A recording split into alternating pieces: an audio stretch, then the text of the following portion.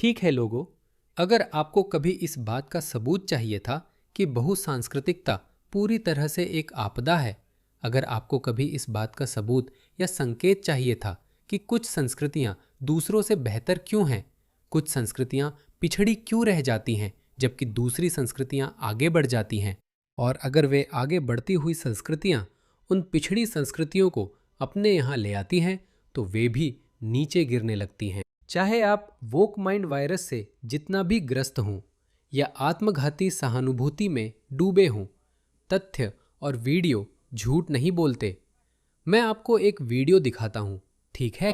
ये वीडियो मूल रूप से सब कुछ समेट लेता है, हर वो बात जो हम अब तक कह रहे थे। लेकिन जो हम कह रहे हैं वो इतना साफ है कि ये हमारे सामने असलियत में हो रहा है, और सिर्फ एक दिमाग से मरा ज़ॉम्बी ही इस सच्चाई से इनकार करेगा कि बहुसांस्कृतिकता पश्चिमी सभ्यता के लिए एक असफल विचार, एक विनाशकारी विचार साबित हुई है। ठीक है, इसे देखिए। मुझे लगता है कि आपको इस वीडियो को सेव कर लेना चाहिए और हमेशा सबको ये वीडियो दिखाना चाहिए। इसे देखिए, ठीक है? मैं आपको ये वीडियो दिखाने जा रहा हूँ। ये सिर्फ 39 सेकंड लंबा है, ठीक है?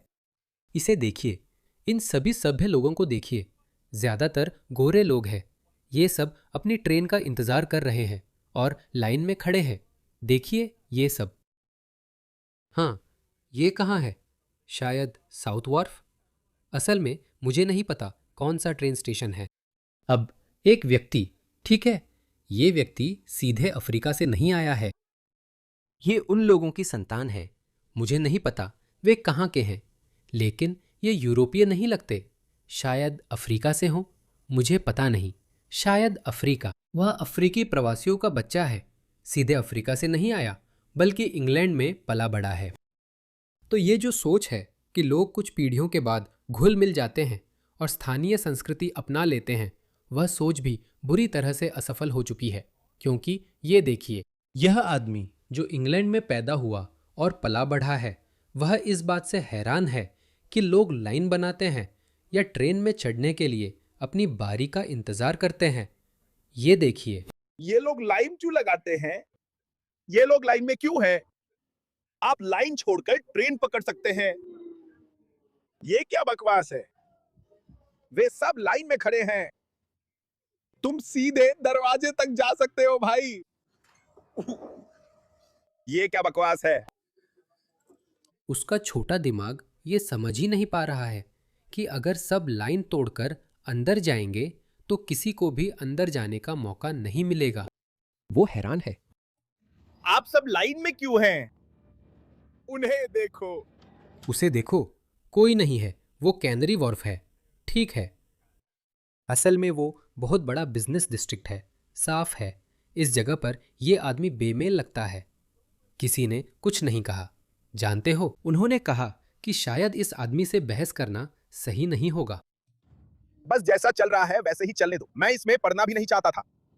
ये जिंदगी बिगड़ चुकी है। हर कोई दे तमाशे का हिस्सा है। देखो, सब लाइन में खड़े हैं।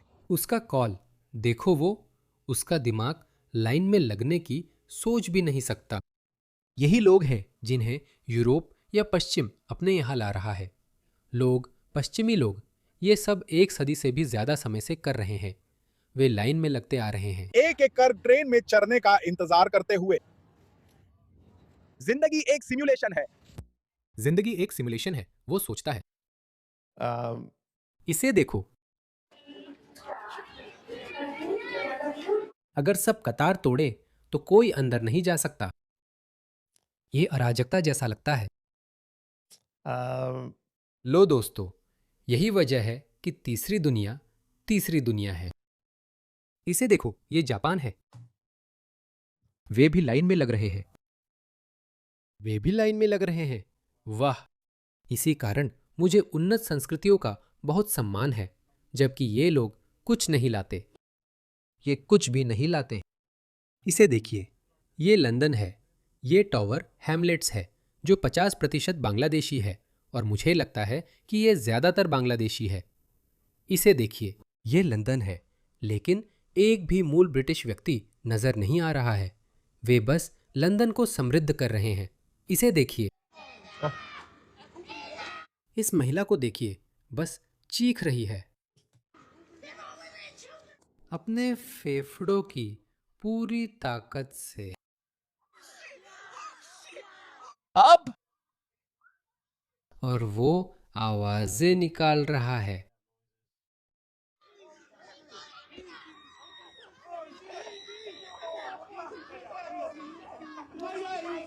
मैंने वीडियो रिकॉर्ड किया, अब मुझे छांटना है।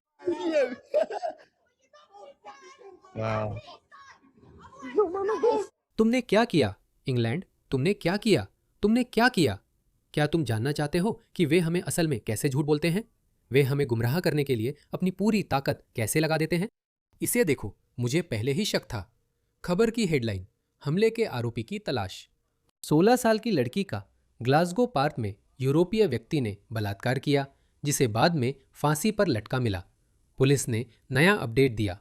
मुझे शक था, मैं इस पर विश्वास नहीं कर रहा था। और मैं ऐसा था, ठीक है, लेकिन मैंने चुप्पी साधे रखी, क्योंकि जाहिर है आप शर्मिंदा नहीं होना चाहते, आप किसी चीज को लेकर सवाल नहीं उठाना चाहते। तो क्या आप जानना चाहते हैं कि वो कौन था?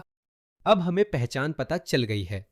16 साल की एक लड़की पर शुक्रवार 26 जून की शाम को स्प्रिंगबर्न पार्क में मून गेट के पास हमला किया गया था। उस किशोरी के पास एक आदमी आया जिसने उसे झाड़ियों में धकेल दिया और फिर गंभीर यौन हमला किया। असल में यहाँ बलात्कार लिखा है। मुझे नहीं पता, एक या दूसरा, एक या दूसरा, फर्क नहीं पड़ता। उसका नाम हमीद वाली है, उम्र 36 साल। बस दोस्तों, यही सच था। मुझे ये आपके साथ फिर से साझा करना था। हम सचमुच वापस गुफाओं के ज़माने में चले गए हैं। अगर आप किसी महिला को चलते हुए देखें तो उसके सिर पर मारो, उसे बेहोश कर दो, उसे झाड़ियों में घसीट लो और जो चाहो करो। बस यही है। कुछ समय पहले मैंने ऐसी ही खबर स्कॉटलैंड में भी कवर की थी, मुझे लगता है। एक पुल के नीचे एक बेघर अवैध प्रवासी का टेंट था और एक लड़की, एक जवान महिला, वीकेंड पर रात को बाहर घूमने के बाद नशे में वहां से गुजर रही थी। वही बात हुई। उसने उसे अपने टेंट में खींच लिया, घंटों तक उसके साथ बलात्कार किया और फिर कहा, हाँ अब तुम जा सकती हो, मुझे अब तुम्हारी जरूरत नहीं है। बस दोस्तों, ये किसने किया? ये किसने किया? इन लोगों ने किया। ऐसे लोग हैं जिन्होंने ये किया। इसे देखो, यूरोप की सड़कों को देखो। वे इन भीड़ों को ला रहे हैं और सोचते हैं कि ये लोग पश्चिमी समाज में कुछ मूल्य जोड़ेंगे। इसे देखो, वे अराजकता ला रहे हैं, इसमें कोई शक नहीं है। किसी के मन में कोई शक नहीं होना चाहिए। ये लोग क्या करने वाले हैं? ये क्या करेंगे? सच में ये क्या करेंगे? ये कोई कौशल नहीं लाते, ये कोई संपत्ति नहीं लाते, ये तीसरी दुनिया की संस्कृति साथ लाते हैं। देखो, ये बेल्जियम है। इसे देखो, ये बेल्जियम है। इसे देखो, बेल्जियम। वे क्या ला रहे हैं? सिर्फ अराजकता, गंदगी और मैल। तीसरी दुनिया की आदतें, परंपराएं, संस्कृतियां। और वे अब भी कहते हैं कि बहुसांस्कृतिकता अच्छी है। जो इससे अलग कहे वो नस्लवादी और संकीर्ण सोच वाला है। इसलिए अब किसी को फर्क नहीं पड़ता। ये पूरी दुनिया में हो रहा है दोस्तों, पूरी पश्चिमी दुनिया में हो रहा है। देखो, ऑस्ट्रेलिया में हुआ। 14 साल की लड़की से गैंगरेप और कैद का आरोपी जमानत पर आजाद है। इन्हें जेल में भी नहीं रख सकते, मतलब हद है। कोर्ट के बाहर हंगामा मच गया जब उसके पिता ने मेल वालों पर हमला कर दिया। तो उसके पिता ने असल में डेली मेल पर हमला किया। वो बोले, अरे तुम मेरे बेटे की वीडियो क्यों बना रहे हो? उसने कुछ गलत नहीं किया, ये हमारी संस्कृति में ठीक है। कोई बात नहीं, अपनी बेटियों को हमारे सामने पेश करना चाहिए। हम मुसलमान हैं। हमारा जन्मसिद्ध अधिकार है कि हम आपकी बेटियों के साथ सामूहिक बलात्कार करें। इसे देखो, ये कल रात 12:30 बजे हुआ था। डॉर्टमंड, हाउपटबानहॉफ, जर्मनी में। पुलिस ने हथियार निकाले, गैस छोड़ी गई, एक कार तेजी से निकल गई, जबकि भीड़ घबराहट में इधर उधर भाग गई। बर्बरियत है दोस्तों, बर्बरियत। और भीड़ जिसमें जर्मन नहीं है। कोई हैरानी की बात नहीं, वे तालियां बजा रहे हैं और हंस रहे हैं, इसे तमाशा समझकर आनंद ले रहे हैं। मुझे लगता है यह उन्हें अपने मूल देशों में पीछे छूटी अराजकता की याद दिलाता है। कुछ नहीं हुआ, वो आदमी बच गया। देखो, इसे देखो, लोगों को कुचल रहा है। अराजकता फैली है। ये 21वीं सदी का जर्मनी है दोस्तों। ये एंजेला मर्केल का जर्मनी है। इन्हें वही लाई। ये आदमी वीडियो बना रहा है, देखिए। ये गोली चलाते हैं, पर इनका निशाना उतना ही खराब है जितनी इनकी आप्रवासन नीति। कुछ नहीं, ये मुख्य धारा मीडिया में भी नहीं आया। ये कमाल है। क्या ये हैरान करने वाला है? बिल्कुल भी नहीं। अब इसे देखिए। डोनाल्ड ट्रंप ने ये ट्रुथ सोशल पर पोस्ट किया। उन्होंने कहा, ये क्या है दोस्तों? हर लड़की हिजाब में है। हर एक लड़की। ये मिनेसोटा है। ये मिनेसोटा का एक किंडरगार्टन है। और गवर्नर टिम वॉल्स, जो मिनेसोटा में सोमालियों के हाथों $1 अरब से ज़्यादा की धोखाधड़ी में शामिल हैं, वो कह रहे हैं, देखिए, संयुक्त राज्य अमेरिका के राष्ट्रपति किंडरगार्टन के बच्चों के एक समूह पर हमला कर रहे हैं सिर्फ इसलिए कि उन्होंने स्कूल में कौन से कपड़े पहने थे। इसे देखिए, जैसे अमेरिका को इसे स्वीकार करना चाहिए। वो रहा, ये एकमात्र गैर मुस्लिम बच्चा हिजाब नहीं पहने हैं। हर पश्चिमी व्यक्ति को इसका विरोध करना चाहिए। ये शत्रुतापूर्ण कब्जा है और भविष्य में ये बहुत शत्रुतापूर्ण होने वाला है। मैं सच में सोचता हूँ कि जब भविष्य के इतिहासकार इस समय की इतिहास लिखेंगे तो क्या होगा? वे कहेंगे, सब कुछ तो बिल्कुल साफ था। राजनेताओं, व्यवस्था और प्रतिष्ठान ने इसे इस हाल तक क्यों पहुंचने दिया? मुझे नहीं पता आगे क्या होगा, लेकिन असल में मुझे पता है क्या चल रहा है। हो सकता है, लेकिन शायद यह मेरी स्वाभाविक आशावादिता है। तो हम और अधिक असहिष्णु बनेंगे, हम और अधिक हिंसक बनेंगे। कुछ न कुछ प्रकार की नागरिक अशांति होने वाली है। कुछ जगहों पर गृह युद्ध हो सकता है, लेकिन इस्लामवादी या तीसरी दुनिया के लोग पश्चिम पर कब्जा नहीं कर पाएंगे। वे नहीं जीतेंगे, पर यह मेरी आशावादिता हो सकती है। या दूसरा विकल्प है कि कम्युनिस्ट या इस्लामवादी जीतेंगे, फिर आपस में लड़ेंगे और अंत में हम AI से संचालित पूरी तरह सर्वसत्तावादी पश्चिमी समाज में पहुंच जाएंगे। कौन जाने? आप जानते हैं, कुछ कुछ जॉर्ज ऑरवेल की किताब जैसी। मेरा मतलब है, उन्होंने कहा था, मैंने यह उपन्यास एक चेतावनी के रूप में लिखा था, न कि एक मार्गदर्शिका के रूप में। आप जानते हैं, क्योंकि ऐसा लग रहा है कि सब कुछ बिल्कुल उसी दिशा में जा रहा है।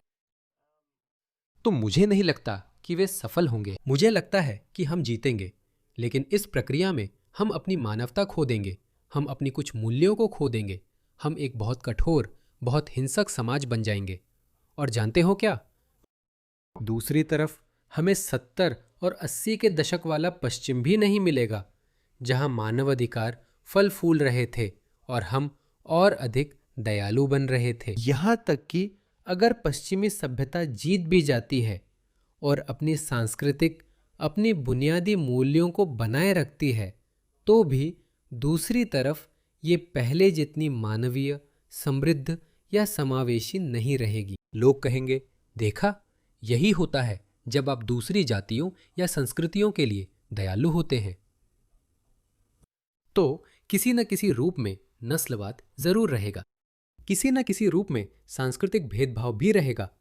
इसी वजह से हमें बस मजबूती से खड़े रहना है। हमें अपनी एक रूप संस्कृति की रक्षा करनी है।